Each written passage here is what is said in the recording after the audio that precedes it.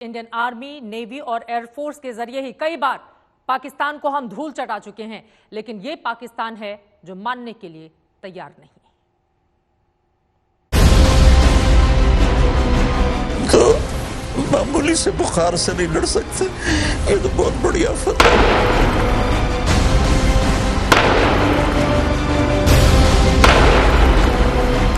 मेरे मौला दूर करना। बिलख रहा है पाकिस्तान, कोरोना मचा रहा है कोहराम।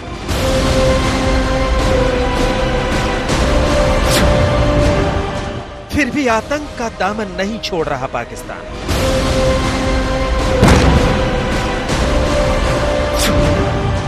हिंदुस्तान की सरहद पर नापाक साजिश रच रहा है पाकिस्तान।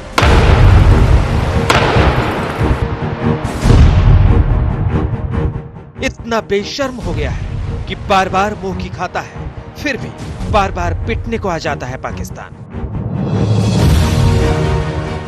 मौत पूरे पाकिस्तान के सिर पर मंडरा रही है, लेकिन उसके हुक्मरान हैं कि सुधरने का नाम ही नहीं ले रहे।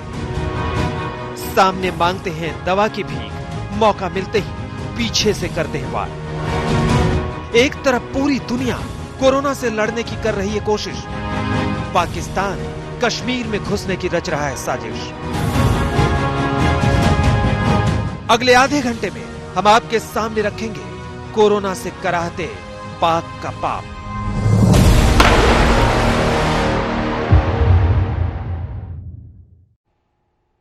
इसीलिए हम कह रहे हैं नापाक वायरस का इलाज जरूरी है, क्योंकि ये पाकिस्तान है कि मानता ही नहीं है। कोरोना काल में भी उसके दिलो दिमाग में कश्मीर ही घूम रहा है। हंदवाड़ा में उसने एक बार फिर से नापाक कोशिश की और मुंह की खाई। हालांकि हिंदुस्तान के भी 2 अफसर और 3 जवान शहीद हो गए। जो भी हो, लेकिन अब इस नापाक वायरस का इसका पक्का इलाज बेहद जरूरी है। देश भर से इसी तरह की आवाज आ रही है।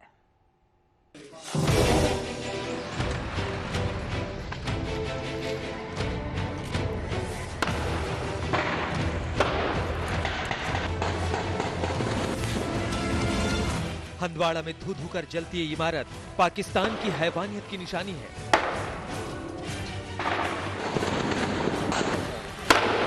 इस इमारत को आतंक की ढाल बनाया गया, इसे आतंकवादियों की पनाहगाह बनाया गया।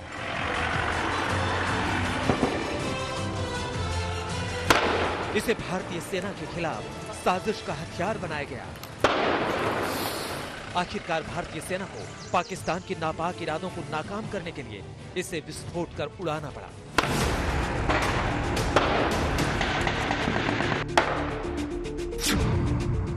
आतंक को पनाह दे रहा है, बर्बादी की कगार पर बैठा पाकिस्तान।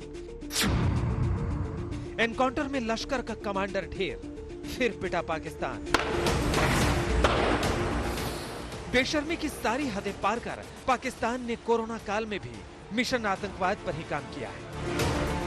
हर दूसरे दिन सरहद पार करने की कोशिश, हर कुछ दिन बाद आतंकी वारदात से घाटी को दहलाने की साजिश। हद हो गई है अब तो। हर बार पिटता है, फिर हर बार बारूद का ढेर लेकर आता है पाकिस्तान। ताजा मिसाल हंदवाड़ा की ये तस्वीरें हैं। दरअसल सेना को लश्कर के कश्मीर चीफ हैदर की हंदवाड़ा में मौजूदगी की पक्की खबर मिली थी।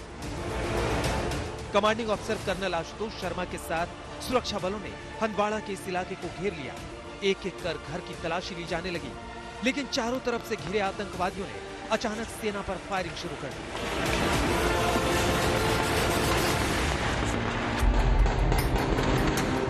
आखिरकार हंदवाड़ा एनकाउंटर में लश्कर ए तैयबा के कश्मीर चीफ हैदर का सफाया हो गया। भीषण गोलीबारी के बीच सेना ने 2 विदेशी आतंकियों को मार गिराया और उनका ठिकाना तबाह कर दिया, लेकिन इस कामयाबी की भारी कीमत भी चुकानी पड़ी। इस ऑपरेशन में सेना के 2 बड़े अफसर समेत 5 जवान शहीद हो गए। शहीद होने वालों में 4 सेना से और 1 जम्मू कश्मीर पुलिस का जवान है। शहीद होने वालों में 21 राष्ट्रीय राइफल्स के कमांडिंग अफसर colonel Ashutosh Sharma, major Anuj Sood, lance नायक दिनेश सिंह, राइफलमैन राकेश कुमार के साथ साथ जम्मू कश्मीर पुलिस में तैनात सब इंस्पेक्टर शकील काजी शामिल हैं।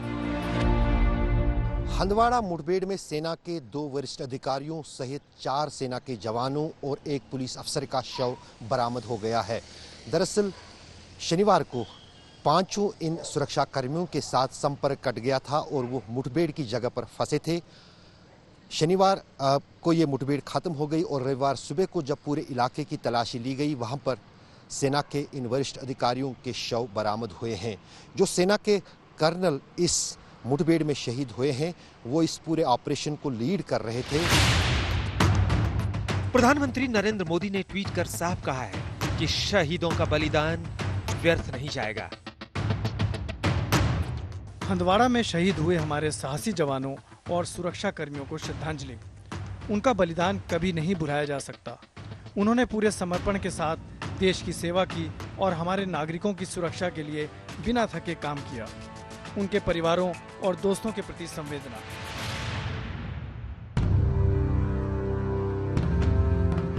अपने जवानों की शहादत पर जहां पूरे देश में संवेदना है, वहीं पाकिस्तान के खिलाफ गुस्सा भी है।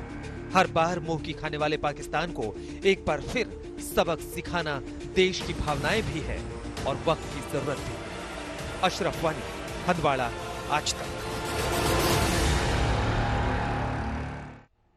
सीज फायर का उल्लंघन तो जैसे पाकिस्तान की आदत में ही शुमार हो गया है। एक महीने में औसतन 300 बार वो सरहद पार से हिंदुस्तान की सरजमी को छलनी करने की साजिश कर रहा है। बच्चों से लेकर बुजुर्ग तक उसके साजिश के चलते अपनी जान गंवाते रहे हैं।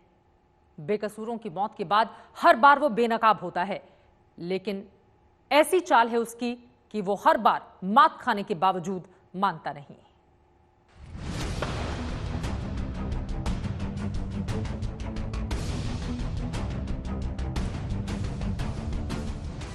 इस साल जनवरी में 367 बार, फरवरी में 366 बार, मार्च में करीब 400 बार और अप्रैल में करीब 300 बार पाकिस्तान ने सीज फायर का उल्लंघन किया है। और मई का महीना तो अभी शुरू ही हुआ है और पाकिस्तान की बदतमीजियां बढ़ने लगी हैं। वैसे भी भारतीय सरजमी पर पाकिस्तान साजिश को बेनकाब करती इस तरह की तस्वीरें अब रोजमर्रा की बात बन चुकी हैं। कभी पाकिस्तानी गोलाबारी तो कभी मोर्टार हिंदुस्तान की धरती को छलनी करते रहते हैं। चौकस सेना के जवान पाकिस्तान को जवाब देते हैं, लेकिन पापी पाकिस्तान है कि मानता नहीं। हंदवाड़ा एनकाउंटर से कुछ ही घंटों पहले की बात है जब पाकिस्तान ने पूंछ के मेढर इलाके के मनकोट सेक्टर में युद्ध विराम का उल्लंघन किया और एक बेकसूर की जान ले ली। मृतक की पहचान गुलफराज अहमद के तौर पर की गई। 12वीं कक्षा में पढ़ने वाला गुलफराज जम्मू से 2 दिन पहले ही घर लौटा था और पाकिस्तान के मोर्टार का शिकार बन गया। इंडो पाकिस्तान शेलिंग में 2 बंदे जख्मी हुए। 2 बंदे जब जख्मी की सूरत मिली, जिसमें से गुलफराज अहमद सना मोहम्मद रशीद, ये ऑन स्पॉट इसकी डेथ हुई। जफर इकबाल सना मोहम्मद रशीद, ये दोनों सगे ब्रदर थे। इसको हमने रेस्क्यू करके लाया। हम वहाँ गए, रात को कोई 9:30-10 बजे के करीब वहाँ पे पहुँचे। 2-2.5 किलोमीटर हम पैदल ऊपर चढ़ के गए। उसको रेस्क्यू करके रात को लाया। रात को एक को रेस्क्यू करके लाया और दूसरे का पोस्टमार्टम सुबह मेंटल हॉस्पिटल में किया। अब पुंछ की इन तस्वीरों को देखिए। घाटी में उठता ये धुआं पाकिस्तान की करतूतों का नतीजा है। 1 मई को पुंछ में ही सीज फायर का उल्लंघन करने पर भारतीय सेना के मुंह की खाने के बाद पाकिस्तानी सैनिकों ने सीमा से सटे रिहायशी इलाकों में रहने वाले बेकसूर लोगों को निशाना बनाना शुरू किया। पाकिस्तानी सैनिकों ने उड़ी में नियंत्रण रेखा से सटे हाजीपुर सेक्टर में अचानक गोलाबारी शुरू कर दी, जिससे चेरुंडा गांव की 2 युवतियां घायल हो गई हैं। अब बीते शुक्रवार की बात है जब बारामूला में रामपुर सेक्टर में पाकिस्तानी सेना की तरफ से हुई फायरिंग में 3 जवान गंभीर रूप से घायल हो गए थे। शनिवार सुबह इनमें से 2 जवानों ने दम तोड़ दिया। इससे पहले 30 अप्रैल को पाकिस्तान की ओर से हुई फायरिंग में 1 युवक की मौत हो गई थी। शाम लगभग 7 बजे पाकिस्तानी सेना ने बिना किसी उकसावे के मनकोटे सेक्टर में नियंत्रण रेखा के पास गोलाबारी की थी। इस गोलाबारी में 18 साल के एक युवक की मौत हो गई थी और एक अन्य युवक घायल हो गया था। राजौरी भी इस मामले में खासा संवेदनशील रहा है, इसलिए लेफ्टिनेंट जनरल के सलाहकार फारूक खान भी लगातार इलाके का दौरा करते रहे हैं। हमारे पड़ोसी को बहुत मर्तबा मार खाने के बाद भी अकल नहीं आई और इस वक्त जिस वक्त सारी दुनिया इस वायरस से जूझ रही है, हमारा पड़ोसी पाकिस्तान हमेशा की तरह अपनी उन गलीज हरकतों में लगा हुआ है। दरअसल भारत और पाकिस्तान के बीच जम्मू कश्मीर से अनुच्छेद 370 हटाए जाने और राज्य के दर्जे में बदलाव के बाद से तनाव चरम पर पहुंच चुका है। एक तरफ पाकिस्तान के प्रधानमंत्री इमरान खान इस मुद्दे को संयुक्त राष्ट्र संघ समेत तमाम अंतर्राष्ट्रीय मंचों पर उठाने का कोई मौका नहीं गंवाते, तो दूसरी तरफ उनकी फौज सरहद पार से सीजफायर के उल्लंघन का कोई मौका नहीं छोड़ती। जानकार भी मानते हैं कि पाकिस्तान भारत में आतंक फैलाने का कोई मौका नहीं चूक रहा है और इसके लिए उसने आतंक के आकाओं का पूरा जाल बिछा रखा है। पाकिस्तान का जो बिहेवियर है आर्मी का, वो बहुत सिविलाइज्ड नज़र नहीं आता। वो जिस तरीके की आतंकवादी गतिविधियों में इन्वॉल्व है हिंदुस्तान और अफ़गानिस्तान और दूसरे देशों में, फिर उसके अलावा जो इंटरनेशनल नॉर्म्स होते हैं या ट्रीटी ऑब्लिगेशंस, इस पे भी पाकिस्तान कभी ध्यान नहीं देता। बीएसएफ और आईटीबीपी के आला अधिकारी भी मानते हैं कि आतंक को बढ़ावा देने की साजिश रचने वाला पाकिस्तान पास आने वालों में से नहीं है, लेकिन वो पूरी तरह इसका जवाब देने में सक्षम है। हम सारे के सारे उनके जितने भी पैटर्न्स हैं वो हमारे अंडर ऑब्जर्वेशन हैं और उन सारे के सारे पैटर्न्स को एनालाइज करके उससे ज़्यादा हम सिक्योरिटी इंतजाम करते हैं, उनको काउंटर करते हैं। पाकिस्तान सुधर जाएगा ये सोचना भी बेमानी है। बस कोशिश हर बार उसका इतना नुकसान करने की हो कि अगली बार सीज फायर का उल्लंघन करने से पहले वो 100 बार सोचे। आज तक ब्यूरो। पाकिस्तान में कोरोना ने कोहराम मचाया हुआ है। इसकी वजह साफ है, हुकूमत पाकिस्तान का ध्यान कभी मौलानाओं तो कभी कश्मीर पर ही केंद्रित रहता है। लिहाजा वहां स्वास्थ्य सुविधाओं का ताना बाना टूटने की कगार पर है। अब तो डॉक्टर्स भी सरकार से अपील कर रहे हैं कि बचा लो पाकिस्तान को।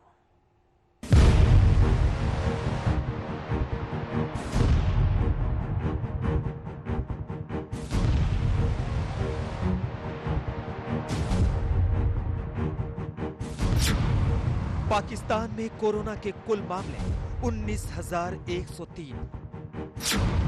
पाकिस्तान में कोरोना से कुल मौत 440। पिछले 24 घंटे में मामले 1000। पिछले 24 घंटे में मौत 47।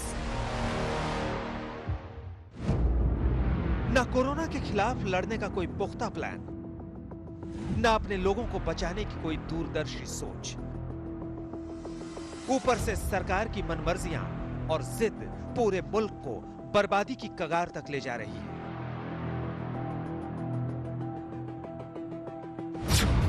कोरोना से कराह रहा है पाकिस्तान। अपने ही डॉक्टरों के निशाने पर है हुकूमत पाकिस्तान। फिर भी बाज नहीं आ रहा पाकिस्तान। पूरी दुनिया की ही तरह पाकिस्तान में भी लोग मर रहे हैं।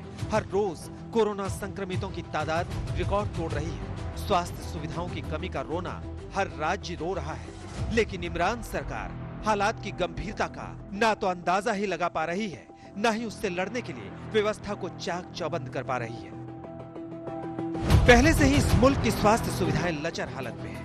ऊपर से सरकार के फैसले कोरोना से लड़ने वालों के लिए हर रोज नई अड़चनें बनकर सामने आ रहे हैं। फिलहाल डॉक्टर्स की मुसीबत बना हुआ है सरकार का वो ऐलान जिसके तहत लोगों को रमजान के महीने में मस्जिदों में नमाज पढ़ने की छूट दी गई है। इससे न सिर्फ कोरोना संक्रमण का खतरा बढ़ गया है, बल्कि उन कोरोना वॉरियर्स का गुस्सा भी जो गिने चुने संसाधनों में लोगों को बचाने की चुनौती का सामना कर रहे हैं। दूसरी जगहों पे भी सही एहतमाम होना चाहिए, लेकिन दूसरे मुकामात पर जो हमें ये गलत रवैये लोगों के नजर आ रहे हैं, उनको जवाज बना के मसाजिद में ज्यादा सरगर्मियां बढ़ाने की इस वक्त जरूरत नहीं है। मसाजिद एक बहुत बड़ा जरिया बन सकता है इस इन्फेक्शन को मुंतकिल करने का, और बन रहा है। इस चीज में हमें एहतियात करने की जरूरत है। मैं यानी अल्लाह को गवाह बना के और बहैसियत मुसलमान के ये बात कर रहा हूं, और अल्हम्दुलिल्लाह मैं 5 वक्त मस्जिद में नमाज पढ़ने का आदी हूं, लेकिन इस वक्त इस बात की जरूरत है कि मस्जिद में जाने की बजाय घर पे जो है ये इस इबादत को सरअंजाम दिया जाए। पाकिस्तान इस्लामिक मेडिकल एसोसिएशन के अध्यक्ष डॉक्टर इफ्तिखार बरनी ने सरकार पर भी सीधे सीधे निशाना साधा है। कुछ खुशगुमानियां या विशफुल थिंकिंग जो पाकिस्तान में और हमारी कौम में पाई जाती है, उसका थोड़ा सा मैं वजाहत कर दूं और उसका हमें सद्देबाब करने की ज़रूरत है। हम लोग अमूमी तौर पर बनी इसराइल की तरह ये समझते हैं कि हम अल्लाह ताला के बहुत चहीते लोग हैं, हम वो लोग हैं जिनको अल्लाह ताला ने सेलेक्ट कर लिया है, मुंतखब कर लिया है, इसलिए इस किस्म के वबाई अमराज जो है वो हमारे करीब नहीं फटकेंगे। इस गलतफहमी को दूर करने की ज़रूरत है। और दूसरा, एक और गलतफहमी और बड़ी शिद्दत के साथ हमारे यहाँ मौजूद है कि ये जो मर्ज़ है इसकी पाकिस्तान में शिद्दत बहुत कम है। पाकिस्तान में कोरोना से संक्रमण के कुल मामलों में पंजाब में करीब 7,000, सिंध में 7,102, खैबर पख्तूनख्वा में करीब 2,907, बलूचिस्तान में 1,172, इस्लामाबाद में 365, गिलगित बाल्टिस्तान में 340 और पाकिस्तान के कब्जे वाले कश्मीर में 66 मामले हैं।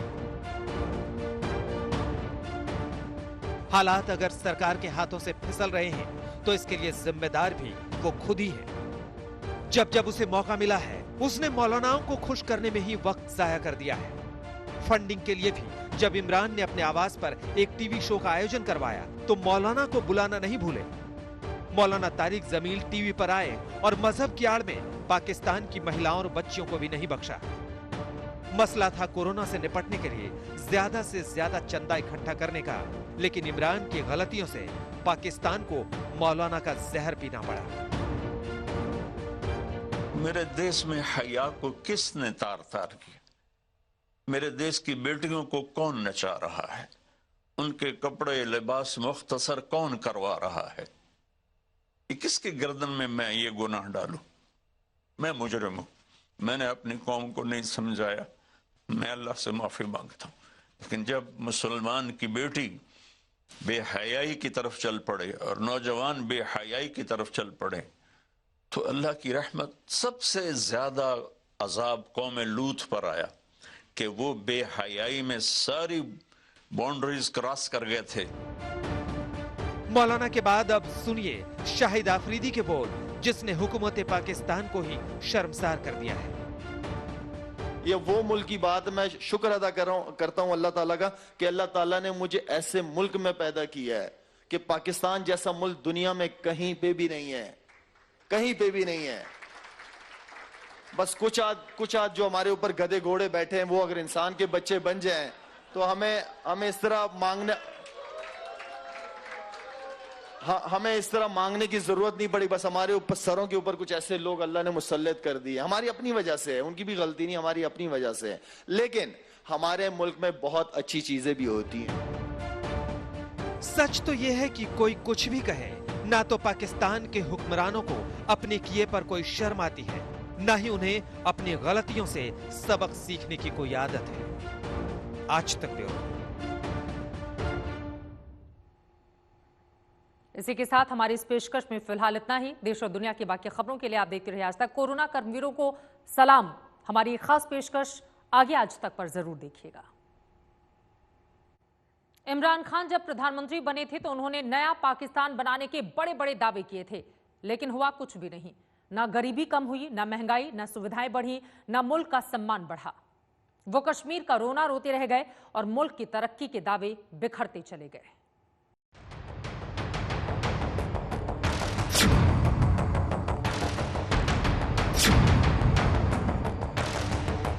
कोरोना के संक्रमण काल में जब इमरान खान की नाकामी पर लोगों का गुस्सा फूटा तो इमरान बैकफुट पर आ गए। चारों तरफ से आलोचना की बमबार्डिंग होने लगी। सियासी पिच पर बदनामी का ग्राफ बढ़ने लगा तो पाकिस्तानी पीएम को अपनी टीम बदलनी पड़ी। 2018 में सत्ता में आने के बाद इमरान खान ने दूसरी बार अपनी मीडिया टीम को बदला। इमरान खान ने सीनेट सदस्य शिबली फराज को पाकिस्तान का नया सूचना मंत्री नियुक्त किया है। फराज प्रख्यात दिवंगत उर्दू कवि अहमद फराज के बेटे हैं। दिलचस्प बात यह है कि साए की तरह साथ चलने वाली सूचना और प्रसारण मामले में प्रधानमंत्री की विशेष सलाहकार डॉक्टर फिरदौस आशिक अवान को भी हटा दिया गया है। डॉक्टर फिरदौस को इस पद पर 18 अप्रैल 2019 को मंत्रिमंडल में फेरबदल के बाद नियुक्त किया गया था। फिरदौस की जगह सेना के रिटायर्ड पूर्व प्रवक्ता लेफ्टिनेंट जनरल असीम सलीम बाजवा को इमरान खान ने अपनी टीम में जगह दी। वायरस बढ़ेगा और ज़्यादा केसेस आएंगे, ऐसे मामलात के अंदर आपके हॉस्पिटल्स, आपके मेडिकल सिस्टम इन मामलात को हैंडल करने के लिए नाकाफ़ी है। यही वजह है कि एहतियात ज़रूरी है कि इमरान खान के जो फैसला साजी है उस फैसला साजी के ऊपर सवालात खड़े हो रहे हैं और वो फैसला साजी उनकी ना होने की वजह से, उनकी डिसीजन मेकिंग पावर ना होने की वजह से उनकी पॉलिटिकल स्ट्रेंथ भी कमज़ोर पड़ती जा रही है।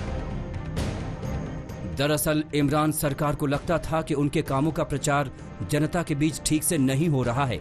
उनका मीडिया मैनेजमेंट कमजोर है। मीडिया भी इमरान पर लगातार हमले कर रहा था, जिसके बाद अपने कामों को लोगों और मीडिया तक सही परिप्रेक्ष्य में पहुंचाने के लिए इमरान खान ने ये फैसला किया।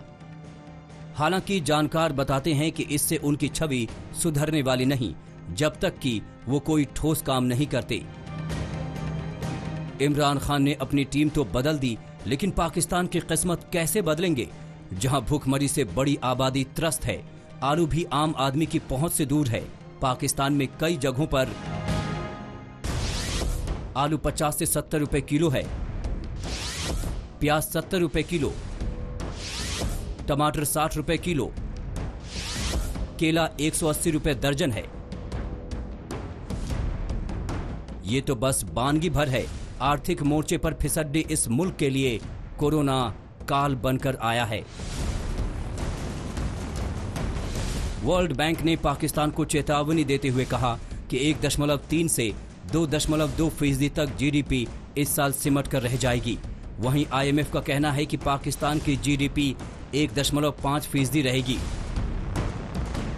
ऐसे में पाकिस्तान के पीएम के लिए कई मोर्चों पर चुनौतियां हैं। इमरान भूल गए कि ये खेल का मैदान नहीं, ये सियासत की रफ्तीली राहें हैं, जहां एक एक फैसले की स्क्रीनिंग होती है। और पाकिस्तान जैसे मुल्क में हुक्मरान का क्या हश्र होता है, इतिहास गवाह है। इस्लामाबाद से हमजा आमिर के साथ आज तक ब्यूरो।